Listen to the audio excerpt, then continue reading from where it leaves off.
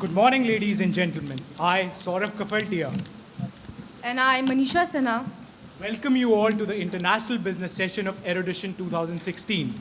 The theme for the session is Logistics and Shipping, Optimizing the Need of Next Generation E-Commerce. e-commerce has seen an unprecedented rise in business in the past year. A report stated that the e-commerce market in India will be worth $220 billion by 2025. Yet, e-commerce is beyond just sales and GMV numbers. Speed of delivery is as important as the product quality for a customer. It would not be wrong to say that logistics could be the defining factor for success of e-commerce companies in retaining their customers. Innovations are very important in this sector, as the demand is always for more reach and faster shipping at lower costs.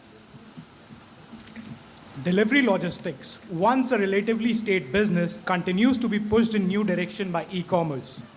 E-tailers of all sizes are looking for disruptive logistics, a combination of delivery, speed, and innovation, as a way to add value and separate themselves from the pack and keep customers under their banner throughout the entire shopping process. Formerly well-defined borders between e-tailing and logistics are dissolving, shifting the entire e-commerce ecosystem in the new ways that will impact all the business in this space.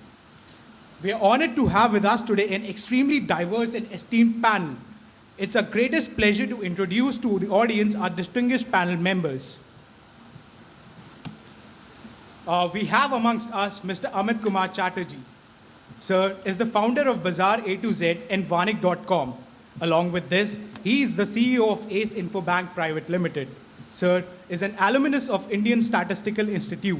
He served as Information Service Manager, Research Executive, MIS Manager in various international and multinational companies such as McKinsey, Ranbaxy Laboratories, and Aisha Goodath Private Limited. Sir has an expertise in wholesale e-commerce, B2B market research, and information services. We are honored to have you with us, sir.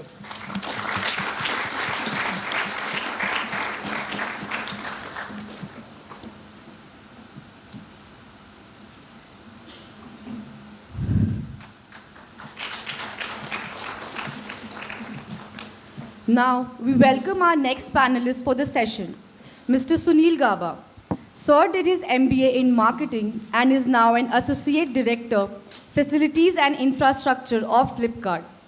With 17 plus years of rich and varied experience in areas of premises infrastructure, administration, logistics, procurement, and vendor management in top insurance, banking, and finance operations. Sir has also worked with IndusLand Bank, Yes Bank, Standard Chartered Bank, Bharti AXA, and Tata AIG Life Insurance. We are honored to have you with us, sir.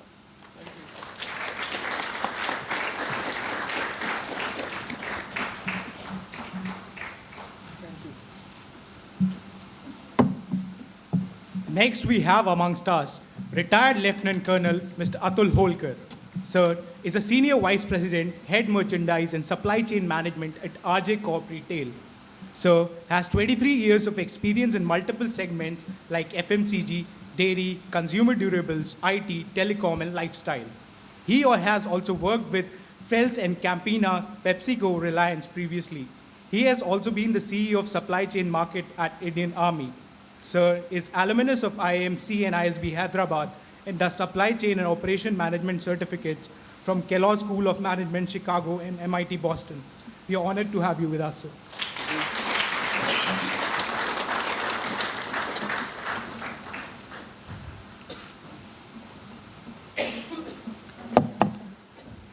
Next, we welcome Mr. Vijay Singh. Mr. Singh is the CEO and Managing Director at Aram Shop. Besides Aram Shop, he's also the founder director of White Space Technologies and Aram TV. Sir was also the assistant manager of Taj Group of Hotels, co-founder and managing director of Circon India Private Limited, and managing director of 141 Circon. Sir has over 18 years of experience in marketing of products and services and is an expert in strategic brand planning, digital marketing, social media marketing, retail and shopper marketing, analytics, marketing trends. He is also a well-known social personality involved with running a social initiative which imparts high-quality education to the poor kids in the rural India. We are pleased to have you with us, sir.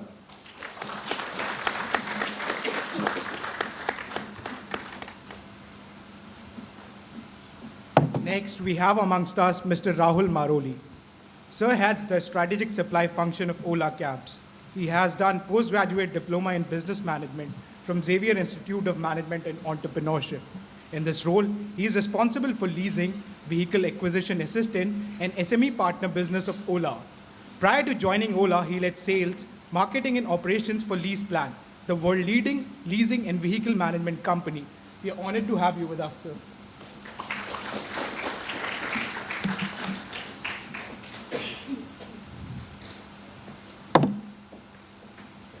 I now invite Mr. Atul Holkar, the moderator for the session, to take forward the discussion. Over to you, sir. Thank you. Thank you. Morning, guys. Come on. I mean, this can't be DSC. I mean, this has to be better than this. Good morning, guys. Good morning, sir. Yeah, that's perfect. Well, what we are going to do is, this is one of the most burning topics for all the industries which are having services / supply chain deliverables. How we go about it? Firstly is that I would request all the panelists to introduce themselves one by one, and then we will take with the flow, talk about as to what exactly are they doing in their industry, what are the challenges, how they found solution, how is the competitive market behaving. Then we will come out with e-commerce. I still have my concerns about whether it should be only e-commerce or we should take brick and mortar system, shops as well. And then we'll see that what are the innovations and technological innovations that are available currently in the market and in the worldwide. How are we dealing with that in India? And we will come back to you at the end of the session for an open forum for questions and answers, right? Before we come on to the topic, so I will introduce myself and then we'll request all the panelists to introduce themselves as well, right? I'm Colonel Atul Holkar. I am a hardcore logistician, a true supply chain blooded guy. I had the privilege also to participate in Kargil operations, and one of my formation, my unit was the logistic unit. So I have actually gone through the pains during the war condition as to how the operations actually can put you on a mat, and then you come out of that entire pressure and deliver from surprise to victory, right? You must read that book by General Malik. Secondly, I am an alumni, as she said, from ISBA, IMC, and MIT Boston, the Sloan School of Management. I did some certification from Kellogg's and Symbiosis. Why I'm telling you all this is, we all are studying right now. And is that the end of the journey? No, it is not. It's the beginning of the journey. The supply chain per se is changing so fast that if you are not updated on the entire way the world is working, you will be absolutely outdated, right? Every second year, I find something new, and if I think it only happens in States, no, within few years, it starts coming to India as well. So it's very, very important for you guys to think that, that this is the journey which you are now beginning, and you should be a sponge to pick up whatever best possible on the way. Well, now coming on to the topic per se. Customer experience has become a journey in itself. Their experience in this journey influences their attitudes, and their attitude helps to form the behavior.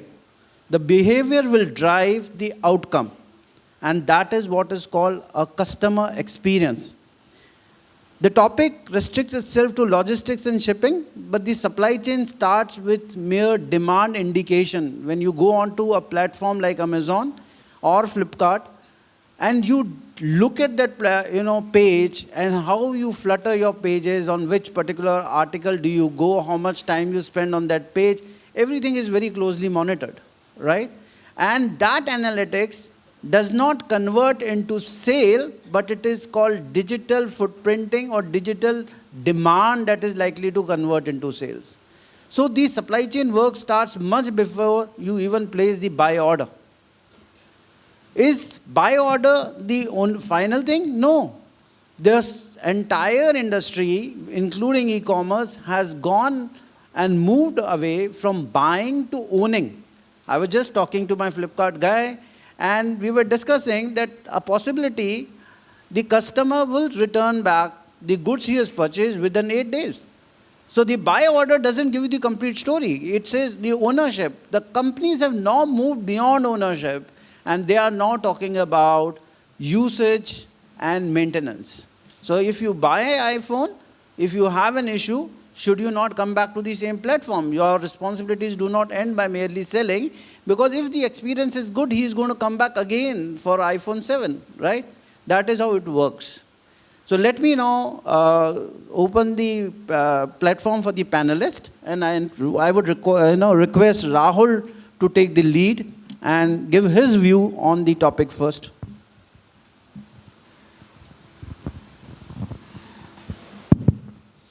Good morning.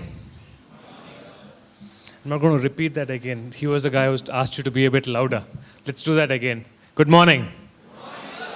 Okay, that's better. What's the first thing that comes to your mind when you say Apple? What comes in? Innovation. Okay, great. Move on. Brand name. Excellence. Marketing. Right, quality. Strategy. Luxury. Status. Great. State-of-the-art technology. Great. Move on. What next? Originality. Great. Move on. What next? Innovation. Okay. None of us spoke about the topic of today, which is supply. Much more than Apple being whatever we just spoke about, Apple is the master of supply chain.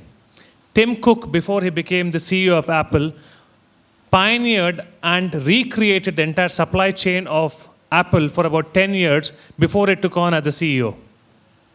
Apple has literally reinvented manufacturing.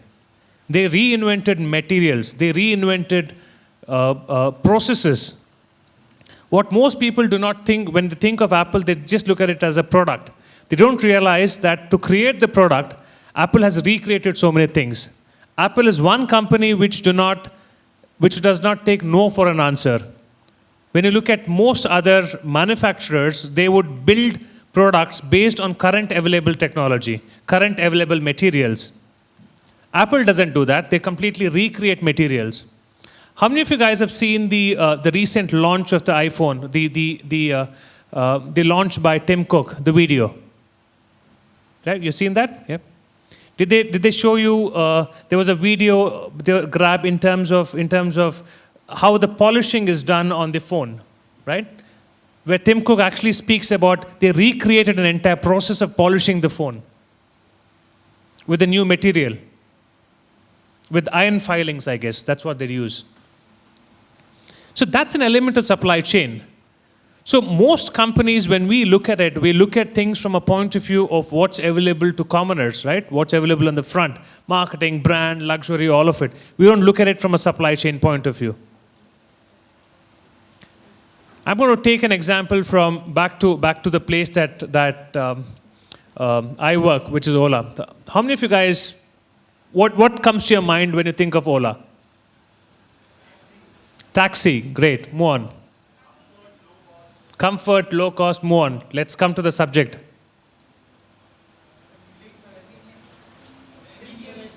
Fleet management, convenience.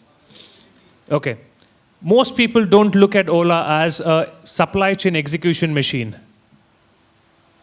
So one part of Ola is technology. We are a huge technology company with about 1,000 engineers, but we have about 7,000 people on the ground which you do not see who are trying to integrate supply chain, trying to get drivers on board, trying to create supply. So it's interesting and nice to be on the marketing side of business, to be on the sales side of business, but what literally runs business today is nothing but supply chain. These are two examples that I just gave you. So if you guys are looking at a career prospect, I think you should the future is going to be completely from a supply chain point of view. You'll have to move out of, you'll have to rethink supply, right? Good. We have a new panelist who has just joined, so I've been requested that he needs to be introduced. We would like to welcome Mr. Khalid Isar. Sir is the founder and CEO at iTech e-commerce company, which is the largest business partner of Alibaba.com in India. Sir is an MBA graduate and is certified in export and import management from NLIM Chennai. He has also been the country GM and regional head at Alibaba.com, regional manager North at Infomedia 18 Limited, and area head at Times Group. Sir has 12 years of experience in information technology, internet, sales, marketing, and operations. We are honored to have you with us, sir.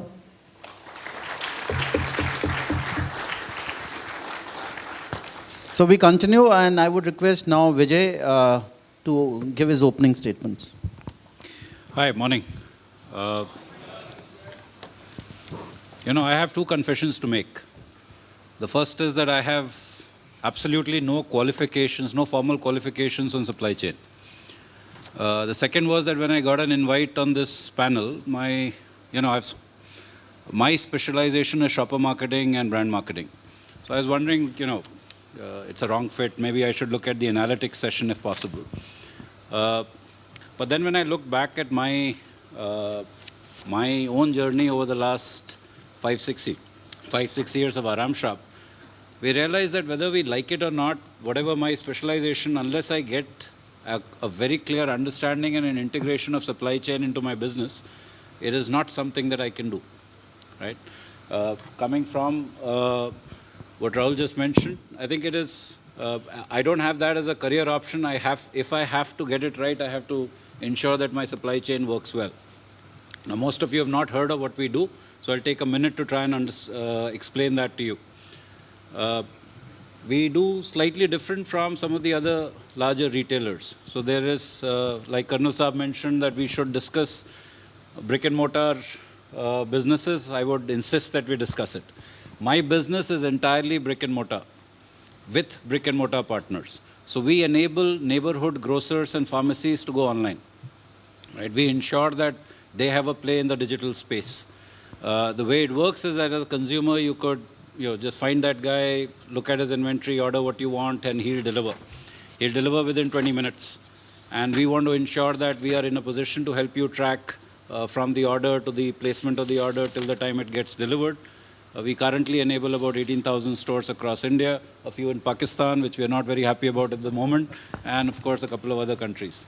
On the other side, which is the analytics that Rahul also mentioned, and I think Colonel Saab also mentioned, imagine a situation where your neighborhood retailer on his app is able to see what are the things that sell high in that particular pin code, is able to press a couple of buttons and ensure that he places bulk orders for that with the suppliers. That's the kind of work that we're doing. It is obviously very exciting, very interesting. We're taking baby steps to what is the future in that space. Everyone loves to talk of algorithms. At the end of the day, I think it's simple mathematics that is working. In that pin code, what were the best orders over the last 1 month, and whether that matches with the inventory of the retailer, and can we help him do a better job at inventory management, at placing orders, etc., etc. I think, doing marketing is what my passion is, and getting a consumer to place an order is probably 5% of the core of the business. Once the order gets placed, the fact that it needs to get delivered, money has to be collected, things have to be tallied, money has to be returned, it has to be tracked. That's the 95% of the business, and unless that is done in a profitable manner, the 5% doesn't really help. So I can give a coupon to each one of you for 500 to buy at my platform. All of you will use the coupon. It is the experience that you have after using the coupon of getting the delivery at the promised time and whether it was sensible, that makes all the difference. That is where supply chain and logistics would really come into play. So, as we can get more into it, but that's what we do. Yeah, thanks, Vijay. So basically, when me and Vijay met, so we looked at the topic and it says e-commerce. When I was in Chicago and I had a classroom discussion, some of my classmates came from Amazon and Walmart few years back. So one of the questions I asked my prof was, when is Amazon going to open stores? So the Amazon guy came to me, he was from Brazil, and this guy says, Colonel, are you not aware we are an e-commerce company? I said, my question still stands, when are you going to open the store? And then there was a Walmart guy around, and he said, we are going online. So the professor said, that's exactly we are saying, when is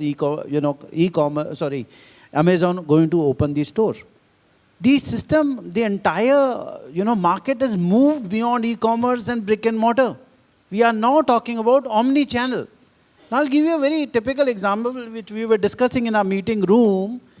What happens? One of rich guy like you,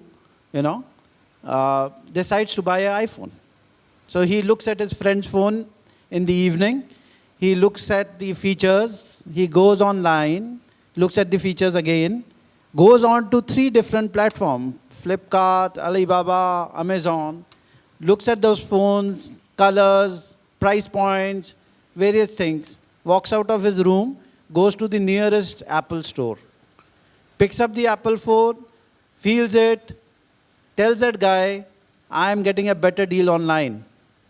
The guy says, okay, and as our friends told me, they open the same platform in front of him. You get it for 40, 40.5, 39.5. I'll give you a 38, and I'll give you a pair of headphones free. And are we talking about e-commerce alone? No, we are talking about the power of omni-channel. The entire inventory, which is spread from the warehouse to your stores, is visible to the customer. And who is the hub? The customer is the hub. And every other enabler, whether it's a warehouse or a store, is just a spoke. The order would be generated at any point of customer interaction. The supply chain has now to oscillate in a way that it can orchestrate the demand of the customer. There is a big challenge between a customer's desire and a retailer's capability to fulfill that desire. And that is what is going to be the biggest challenge, and that is going to convert into the customer experience for next purchase of that guy. So now I hand you over to Sunil, who comes from Flipkart, the right guy to handle. Morning, everybody. Morning.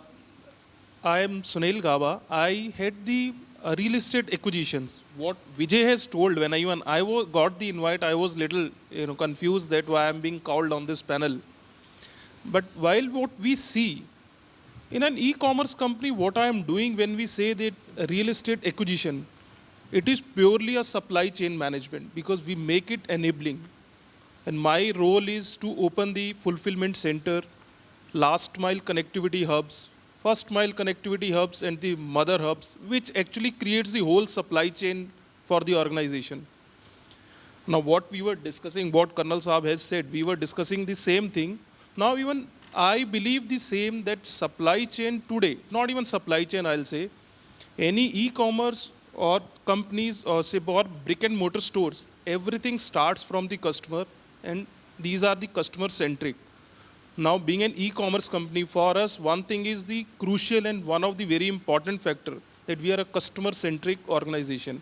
And whatever we create, it is all about customer experiences.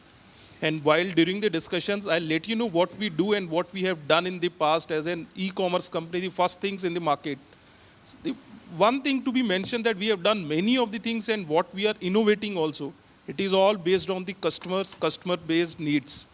So definitely one thing to be, concluded this introduction that we are a customer-centric organization. Now I give this phone to my colleague, Mr. Amit Kumar, who will introduce himself. Good morning. Thank you.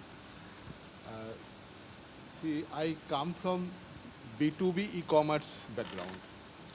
So I'll share my experience. Oh, sorry. So I'll share my experience and my views, mostly from B2B e-commerce point of view. You see, e-commerce is a new entrant. It was not there a few years back. Even today, it accounts for less than 2% of total retail sales. But it's growing at a very fast rate. Latest estimate, 45% CAGR. It's very high. So obviously there is a very high market demand. And question is, will e-commerce companies be able to serve this market demand in the way, that is, my panelists have discussed with the supply chain development and all that. Now, as I see it, the e-commerce in general and B2B e-commerce, of course, it is facing about 3 challenges. First is taxation. You see, our laws were formulated at a time, it was an offline era. So it was inconceivable that somebody sitting in Assam will be buying from, let's say, Gujarat. So as a result, the laws were formulated in such a way that the consumers will be buying from next door within the same state boundary, and interstate transactions will be all B2B, between dealers, distributors, manufacturers, and all. But you see, e-commerce has, it's a boundaryless. So as a result, what happens with old laws in this new era, online era, is creating a lot of confusion, which anybody who is in e-commerce, they will tell you, especially because of interstate transactions and all. But hopefully, with the GST coming next year, these problems will not be there. And actually, GST will be a huge enabler. So as you can see that this challenge is actually converting into a prospect. Next challenge is technology. See, e-commerce is essentially a technology play. You need a computer to use an e-commerce service. Now, in the desktop era, that was a huge challenge. But now that, with the falling price of data, with the improvement of data quality, 2G, 3G, 4G, falling price of smartphone, huge number of potential customers are being added to the, this marketing basket of these e-commerce companies. So again, the challenge has turned into a prospect. So now the question is, will e-commerce companies be able to take advantage of these favorable market conditions? The answer lies in logistics, because our logistics is still not evolved to the extent that you would expect them to be. To give an example, I wanted to map, that how far in India, how many places, is very well serviced by e-commerce companies. So for that, I wanted to map that on a pin code map. So anybody here, any idea how many pin codes India has? Any idea how many pin codes we have? Well, I also didn't know, honestly. So close to 40,000. Now somewhere I read 35,000. So what I did is that I downloaded all pin code leads from MyGov portal. It comes down to something like 1,54,000. But there are a lot of duplicates. So when I remove the duplicates, then I found that there are 19,101 pin codes. So I assume that those are the pin codes in India, and each pin code actually is one delivery post office. So 19,101, 19101, those are the number of pin codes we have. Now, given that, what are we doing today? How we are servicing? Now look at delivery. Delivery is a leader in e-commerce delivery logistics section. Now, how many pin codes are they serving? Less than 3,700. And Ecom Express, the next one, more or less same. Then I turn to the conventional courier companies who are in this business for quite some time. and I found that Blue Dart, 4,500. Now FedEx, Gati, and DTDC, they claim that they are servicing 10,000 pin codes. Now, my personal experience actually says that many of these pin codes, they do not do it themselves because the delivery cost is very high and all that. But even if we accept that, so what's the net, what's the situation? 25% of pin codes are very well serviced. Next 25% are partially serviced. And for next 50%, there's no service. So that's a kind of challenge these e-commerce companies are facing. And when you come to this B2B e-commerce, it's even more. Because in B2C, it's delivering one item, one unit.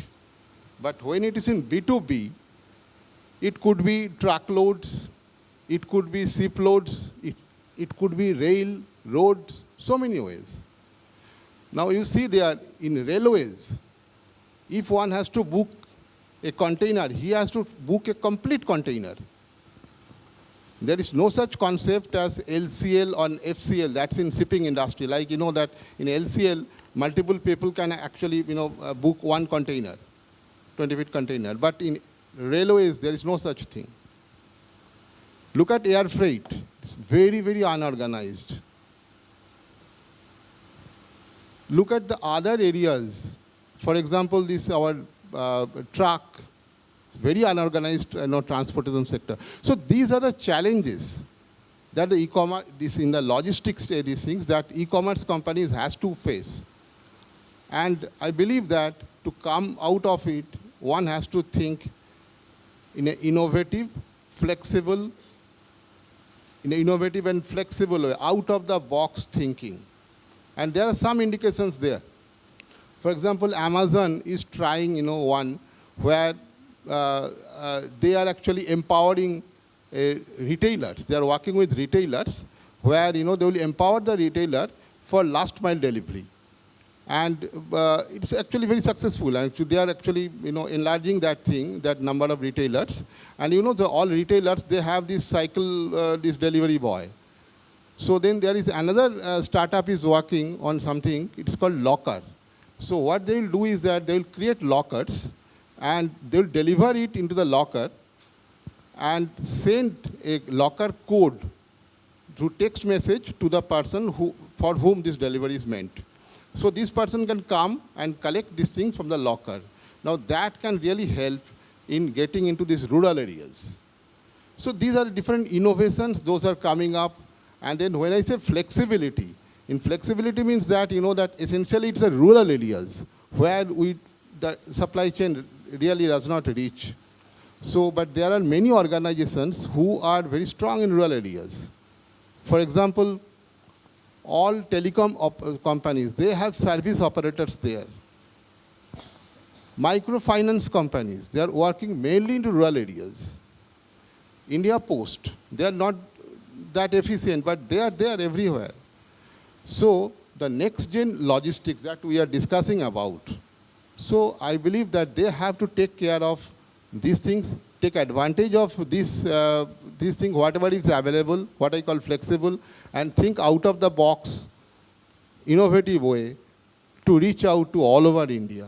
Just imagine a company, any e-commerce company, hypothetically, if they have access to all 100% pin codes, then statistically, their sales can double without spending a single paisa on marketing. So that's a kind of challenge, that's a kind of prospect this logistics and supply chain holds. Thank you. Yeah, thanks, Amit. Now, may I request Mr. Khalid, who comes with a partnership with Alibaba, the right person and e-commerce to tell us as to what exactly is happening in his organization. So good noon, everyone. Dear faculties and the dignitaries out here.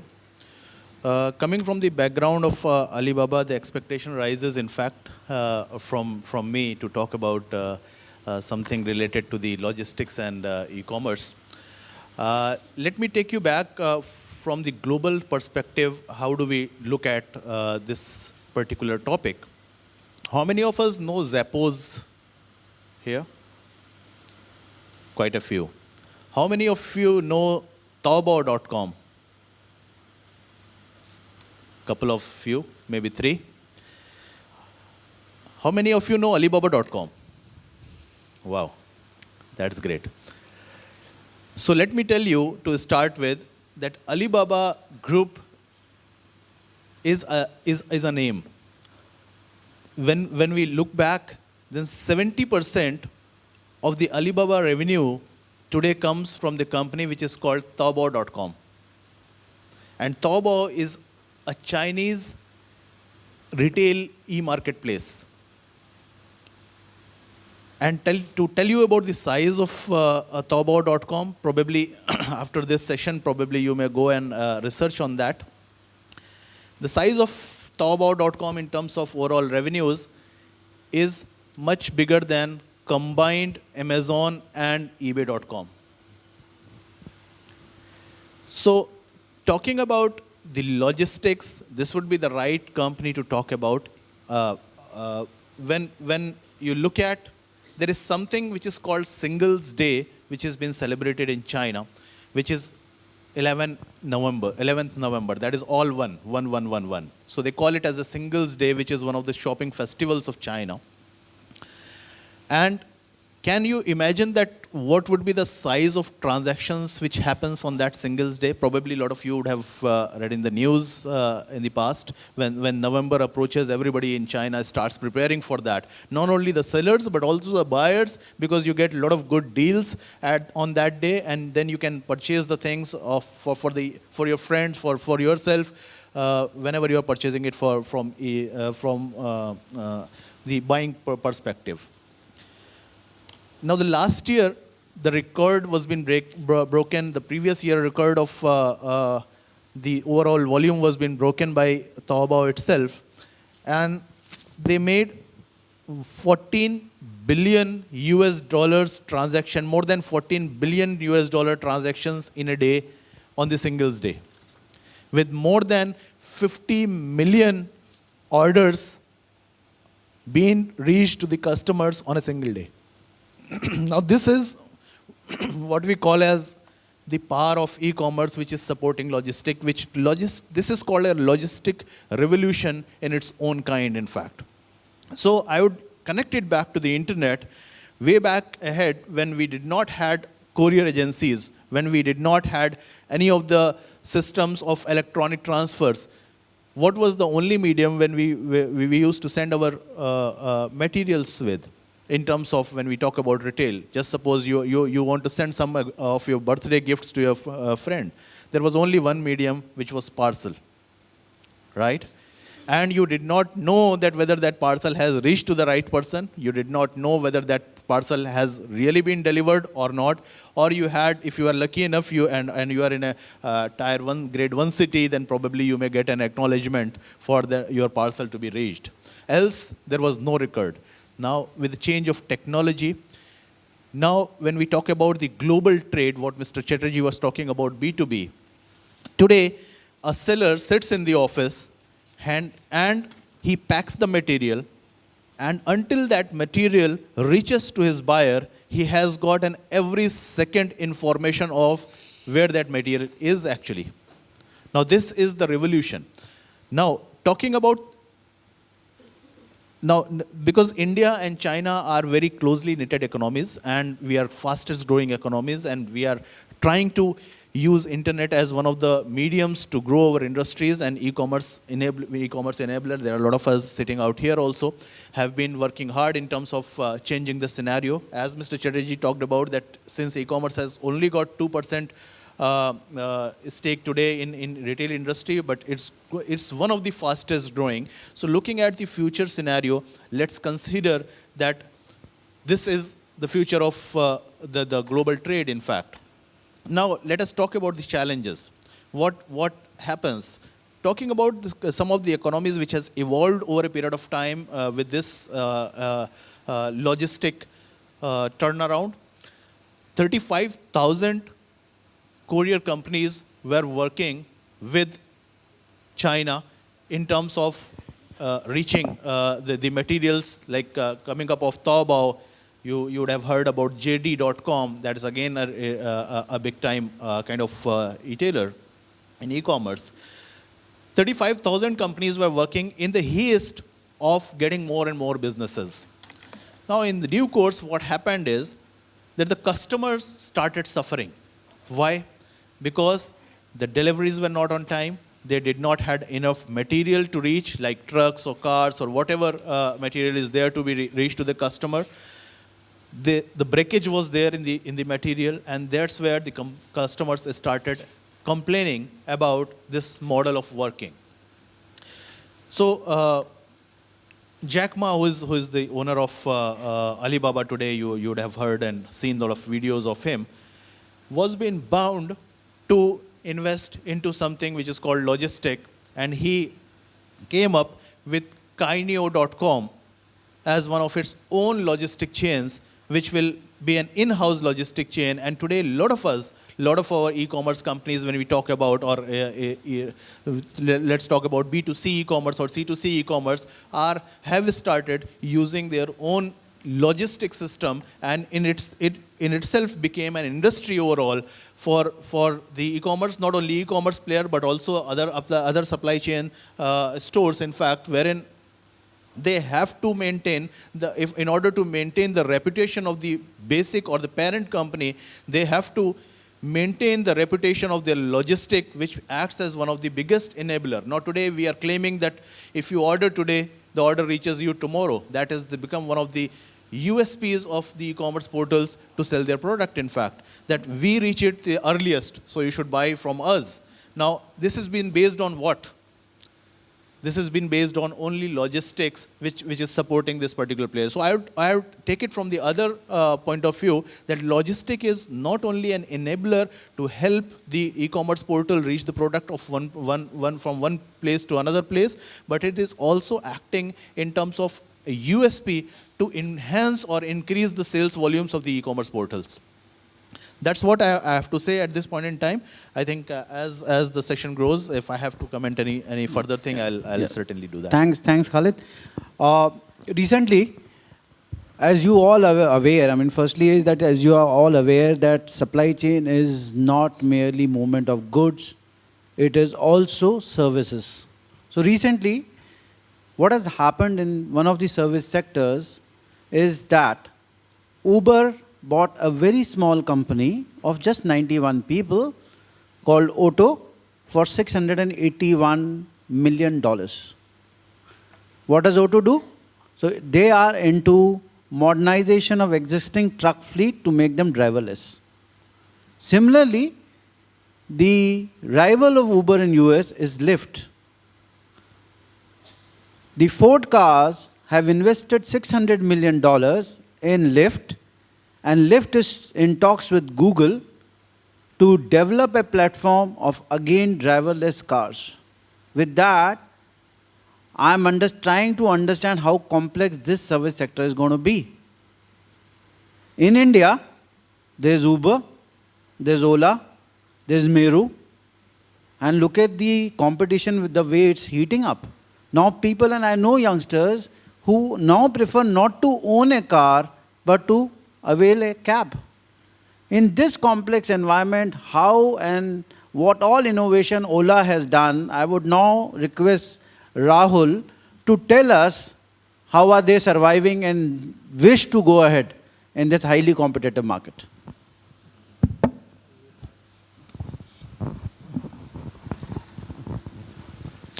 Okay, to start with, let me speak of Ola's history.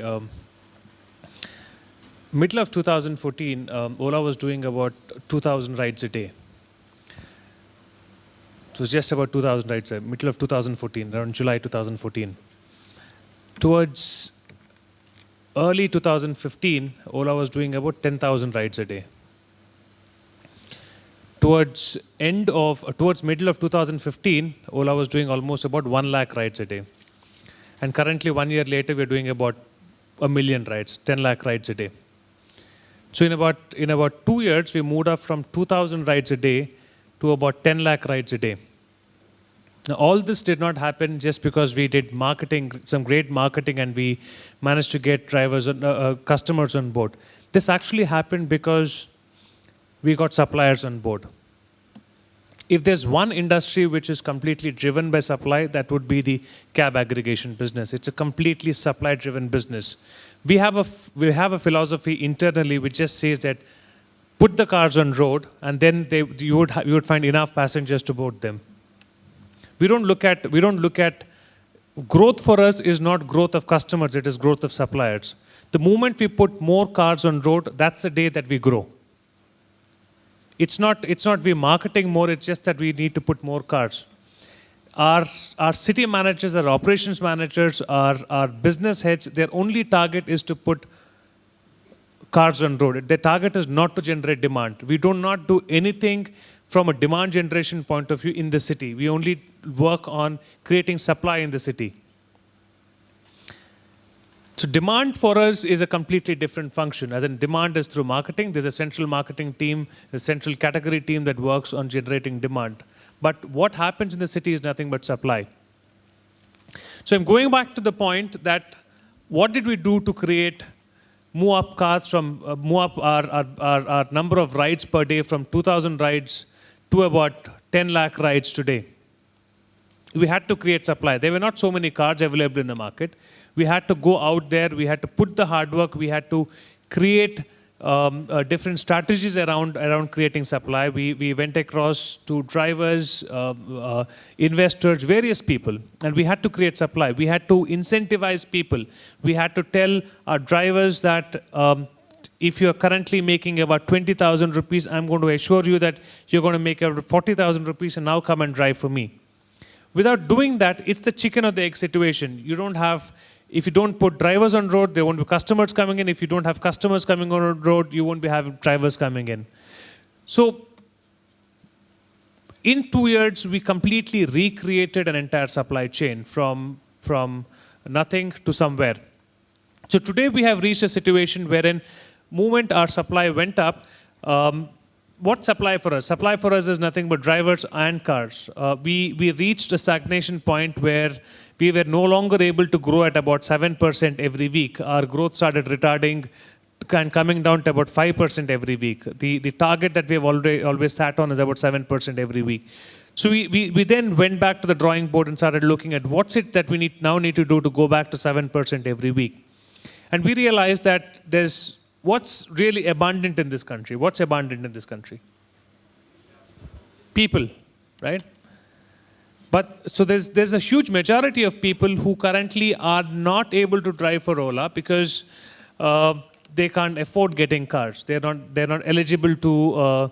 They're not credit worthy. There is no tier 1 banking institution that would give them a loan to buy a car. And these were potential suppliers for us. We could have just sat there and looked the other way around and decided that look, there's nothing much that you can do for them. So that's where we came up with, let's try pivoting the model. We have tried aggregating all this while. We have created a huge supply base of almost about 5 lakh cars who work for us every day. Now let's try pivoting the model, and for us, for the next part of the growth, let's focus on we owning some assets, we owning cars, and we getting drivers, and we trying to run those cars. So that's the other pivot that we try to do. So being asset light or being asset heavy has to perform one fundamental strategic goal. If that strategic goal is if you're not meeting those strategic objectives, you have to pivot. We started off from the fundamental of being an asset light supply company, but we realized that being asset light has got a point of stagnation. So we have to pivot. We have to move across to the other side. And that's where we started investing on our own, and we started building supply on our own. So at every point in time, at Ola, we keep questioning what is it that's going to be the next big thing in terms of creating supply. So in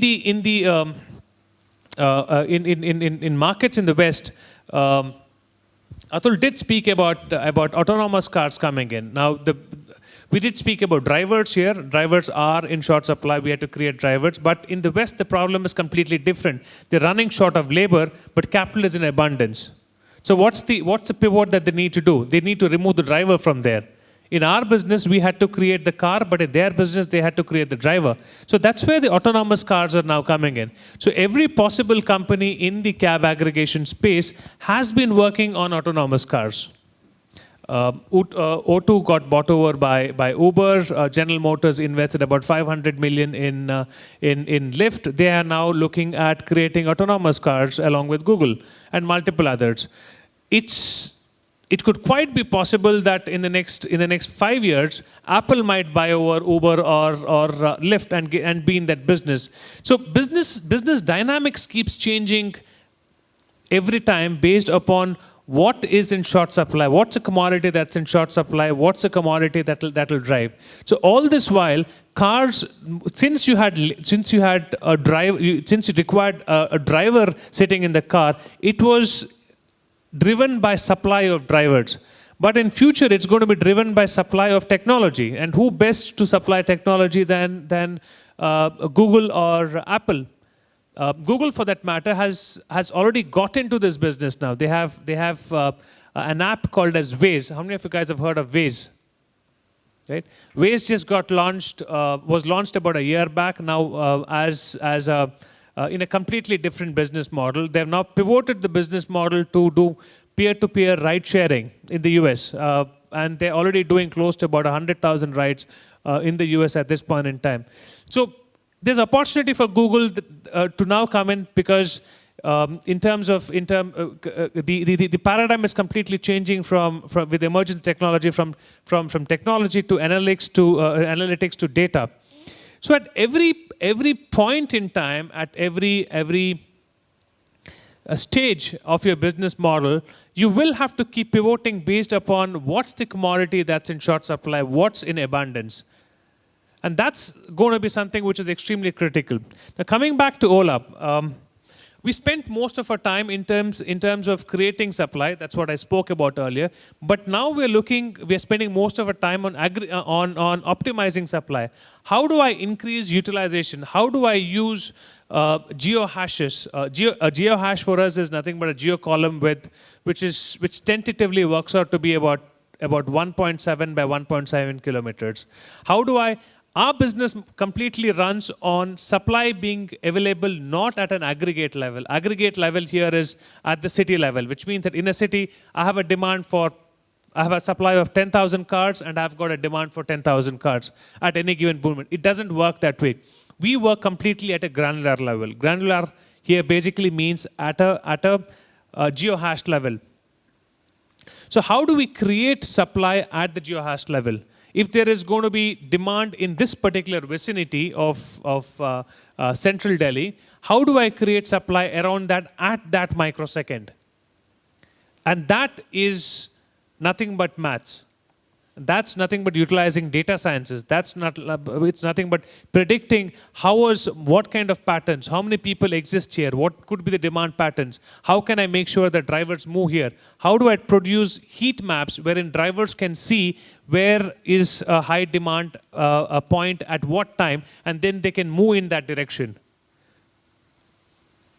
So in our business, we're now migrating from creating supply on the ground to creating supply using technology. Now that's going to be the next paradigm for us. Thanks, Rahul. I'm quite sure next time I press the button on my mobile app would be on Ola's, right? Yeah. So, well, guys, when I joined Reliance Retail around 10 years back, I joined at Indore. And in Indore moment, the first store opened. We had a huge rally in the center of the town, and everyone had one placard says Reliance Poha ka dukan, Reliance Juto ka dukan. Everyone thought, these some giants who have come into our cities, and finally they are going to gobble up every space of retail that is existing in that city, right? Then slowly things died down. E-commerce, when it creeped into the system, no one even murmured, right? But one survivor that exists now and still successfully doing its business, and how many of us know What is the percentage of modern trade in India currently? What is the current percentage of modern trade? Anyone? Safe guess? Sorry? Just about 5%. How much is e-commerce in India? Sorry? 2%? I think less than that. So where is it? Where is the rest of the market? It's in mom and pop stores, the kiranas. They've survived all this. And now I'm going to give the mic to Mr. Vijay, who has now empowered kiranas to become the e-commerce giants in themselves, who are now taking on Flipkart, Alibaba, Amazon in their own way. Vijay, please tell us, what have you done for that? Frankly, we didn't have to do too much. They've not just survived, they've thrived. The only closures that I've heard of is in the modern trade space. The mom and pop stores don't close down. Their fundamental P&Ls are very strong. In fact, I was with the guys at Nestle about 2 years back, and we were doing a joint project. We were comparing P&Ls of modern trade versus decent-sized mom-and-pop stores. And the guys at Nestle said that even if we had 1/6 this kind of a P&L, I think Nestle would buy off HUL and P&G and still have a lot of change left. I think when we started looking at it, 93-94% of the Indian FMCG business happens via the mom-and-pop stores. Fundamentally, they don't need to be educated about their business, right? So unlike the problem that Rahul faces of not having enough supply, and India is known as a land of shopkeepers. So within 100 meters, 200 meters of every urban household, there are not just one, but there could be as many as 2 to 3 retailers who are driving a decent business, right? They would employ maybe 2 to 3 people. They are doing enough business. They're getting decent orders, right? When we studied this a little further, we realized that 50% of his business does not happen when the consumer walks into the store. In urban India, 50% of FMCG business happens on the phone. So as a household, you would call up your local retailer and give him your list of things, and he'll deliver it to you within half an hour to 45 minutes. So I keep saying that, there's a lot of talk about the dabbawalas in Bombay being one of the best logistics and a supply chain example. I think that's because some Gora came in and did a study and said they are the best. But actually, if you look at the mom and pop grocery stores, today in the morning, a couple of million orders would have got placed and 1 million orders have got delivered, and no one's crying that his order got delayed. In fact, at our household, and I'm sure it is the same in almost all yours, if the supply does not reach my doorstep in 30 minutes, the next call is that of my wife getting super irritated कि बहुत time लग गया supply जो order है वो क्यों नहीं आया. Half an hour. That's the average delivery time of an average retailer.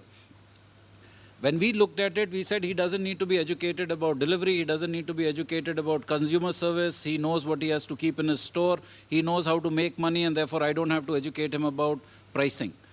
One gap that we see in this entire space is that he will lose out in the digital play. Not because digital is a fancy word, or he'll face competition from Flipkart, etc. That's not really the issue. The issue is the consumer has gone and started using digital in a way that he's never done before, right? So none of us go and stand in a railway queue anymore.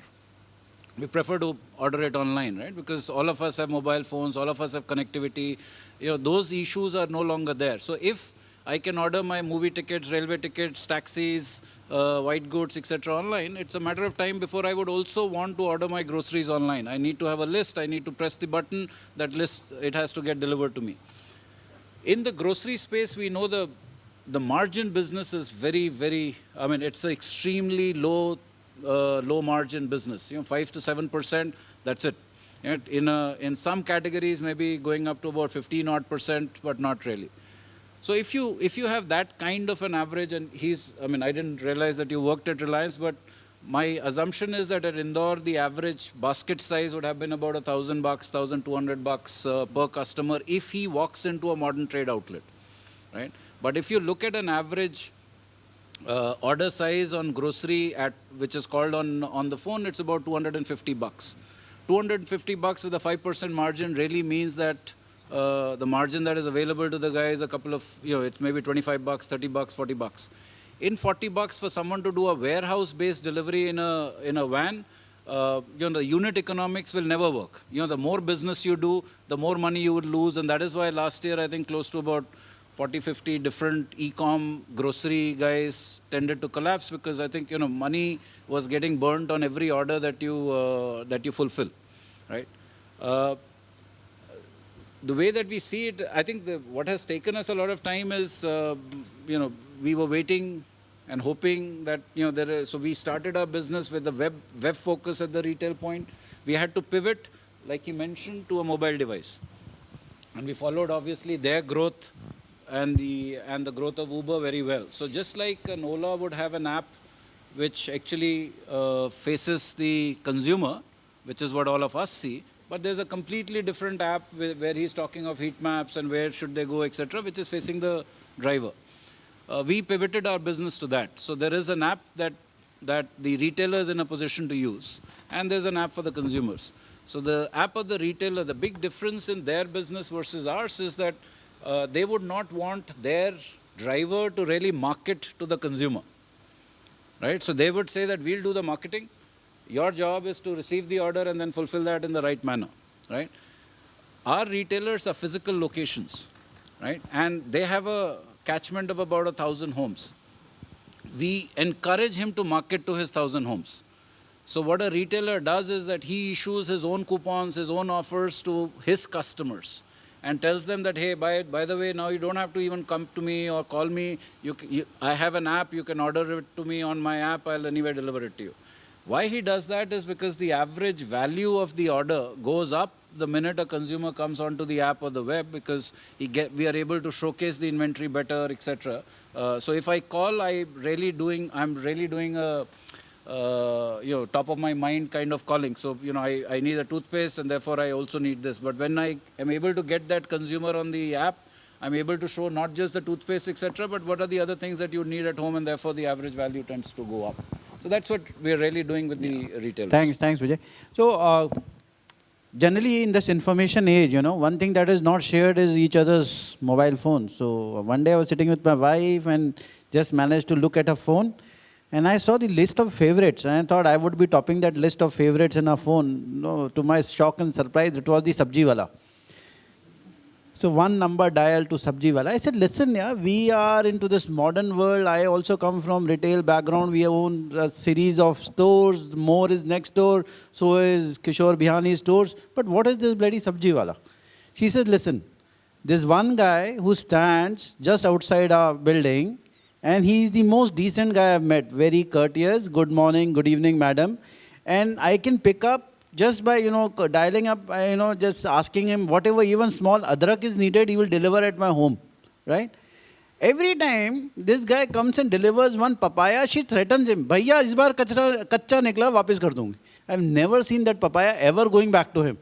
But the fact is, the convenience of knowing each other and the flexibility of the order size makes her, totally relying on this one guy to pick up the order. And I can suggest to Vijay, next time, why don't you take it to all the thela walas, which definitely constitute a huge number in that, F&B retail. If we can empower those people, I can tell you, ladies who are staying all around definitely knows his Sabji Wala guy who stands outside the building. Well, the e-commerce business in the country has not been a cakewalk. Whether it is Amazon, it's Alibaba, or it is, Flipkart. The challenges in supply chain has been humongous. Now I would request, Sunil to let us know as to what were the challenges he has faced while increasing the footprint in India. As Atul has correctly said, increasing the footprint for any e-commerce company in India is definitely not a cakewalk. Why the cakewalk? Because probably we were never ready from the e-commerce perspective that e-commerce will be so exponential growth in past couple of years.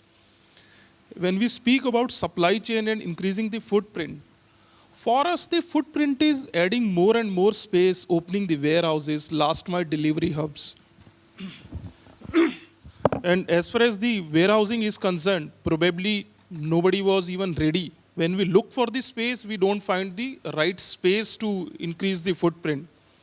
Space from the perspective of, human health and safety, natural lights and all these basic stuffs, it's not available. And what we are available in the market is usually the conventional godowns which are being used as the warehousing. I'm sure Mr. Khalid will also agree to this point to somewhere.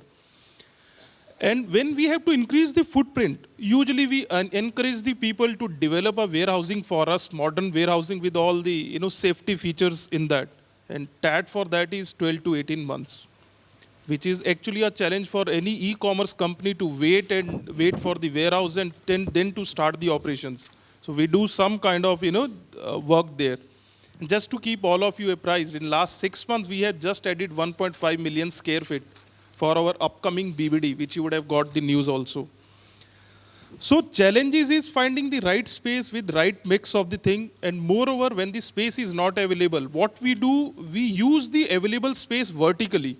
Vertically means we in a warehouse, we do the multi-level racking. So instead of using the space for a one floor, we create 2 more floors in the warehouse. It is as good as a building within the warehouse, 3 floors building. So that's what we do. And on the smaller front, we keep on adding the pin codes. Just to say, we have an e-card company which when we serve 20,000 pin codes pan-India. So more than all the e-commerce company you had mentioned. So we have increased the footprint on that, but again the challenges are there because being an e-commerce or requirements are altogether different from a conventional retail point of view. In a retail, they don't need the parking space, they don't need a space which has general things. But in e-commerce company, even if you are going for a small locations or requirements are huge, 1,000 square feet of property, which has 10 people working there, probably our parking is more than the equivalent of the space in the market, which is not available. So we have created a company which is serving there, and moreover to encounter this, we are working on an alternate delivery model. In fact, we or other e-commerce companies have also developed it, where we are effectively using Dabbawala. Dabbawala is doing deliveries for us in Mumbai. And we are using the Kiryana stores wherever we don't have the presence. We have developed that channel and local Kiryana wala stores do the delivery for us. So we have developed that model, and 35% of our deliveries are used through that alternate delivery model only in pan-India.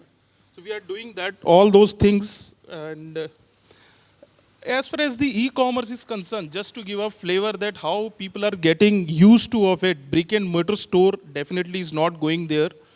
Clubbing together Flipkart and Amazon, 85 million apps download have already been happened.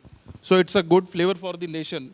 So these are the couple of challenges we are addressing, and I'm sure in the coming days, the way people are getting used to of it, we'll have better spaces, and we can increase it doing this better.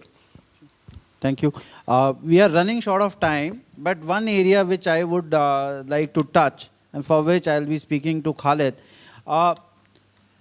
Supply chain is not an engine alone for moving of stocks. It's also become the engine for moving of information. And that's where most of the innovations are coming. And if I look at the innovations, currently in the last mile logistics, they're coming from advanced algorithms and analytics. It's coming from drones, and you have all seen those videos of Amazon dropping. And by next 2 years, the Federal Aviation Authority in US is likely to pass licenses to around 7,500 such devices which will be flying in their skies. But they still need to look at the legal framework as to who needs to be, responsible for the entire operation. Then we are talking about robos, Sounds far-fetched? No, they've already, major companies which I've seen, Sidewalk for DHL, Dispatch for MIT, and Starship for, scientists from Skype. How much they can handle? Around 20 pounds to 100 pounds. Which are the area they will be doing? They will be on the sidewalks, also on the cycle, lanes. And they would be delivering the last mile logistics. It appears to be far-fetched. Probably e-commerce appeared to be far-fetched around 6 years back. What is Alibaba going to do to India, and what are the innovations which they are going to bring in? I would request Khalid to briefly just let us know before we close this session.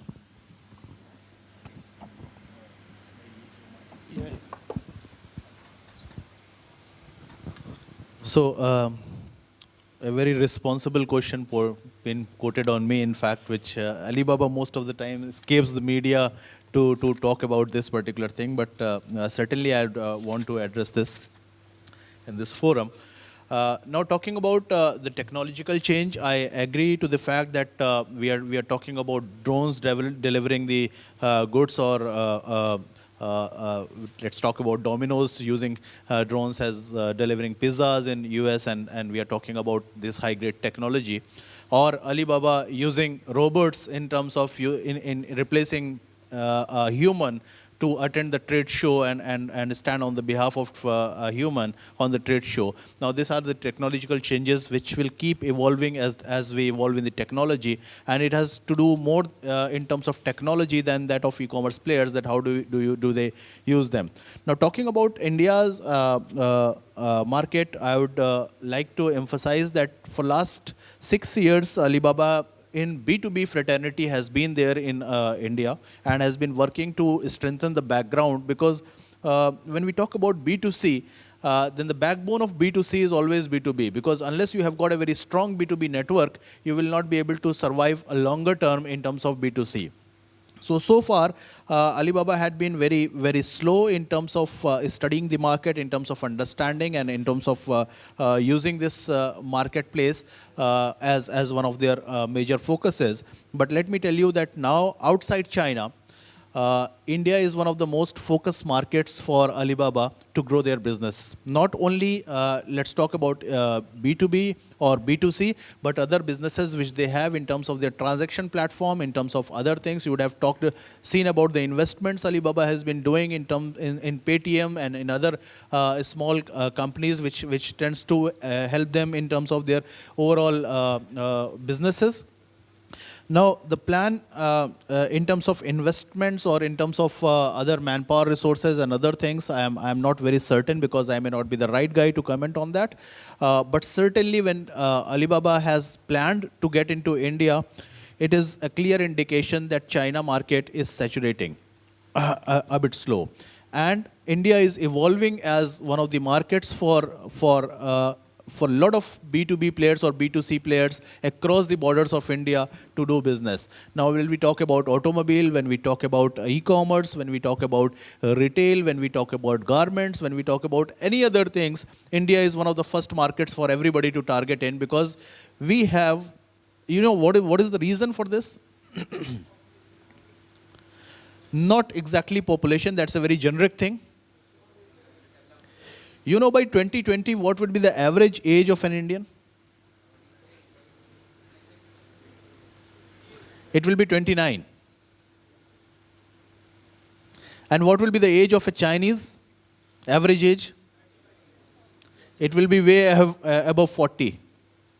What will be the average age of a US citizen? Way above 40. And UK? Way above 40.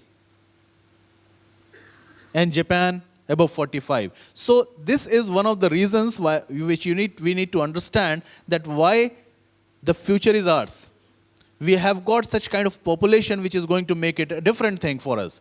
And that is what has been understood not only by our inside players, but the players who are acting very good at the cross borders, in fact, and that's where they want to get into it and make the maximum out of it. Now, this is not, now we have got into a global economy. I will not take much of time, sir, but we have got into a globalization and global economy. So it's not, nobody can benefit his own self without benefiting India.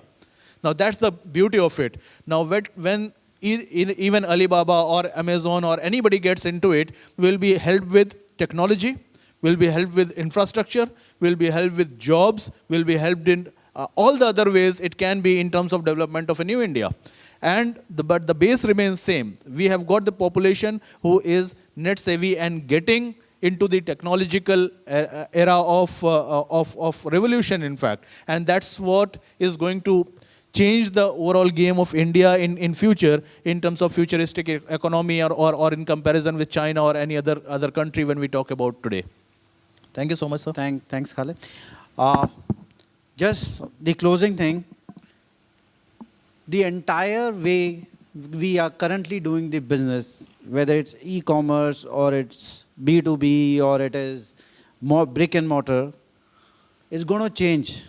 As I was talking to a few of our friends sitting amongst you, by the time you reach the second year of the engineering college, the first year is outdated. Every second year, the data gets doubled. We are not going to now talk about buy and seller's relationship. We are talking about life cycle interaction.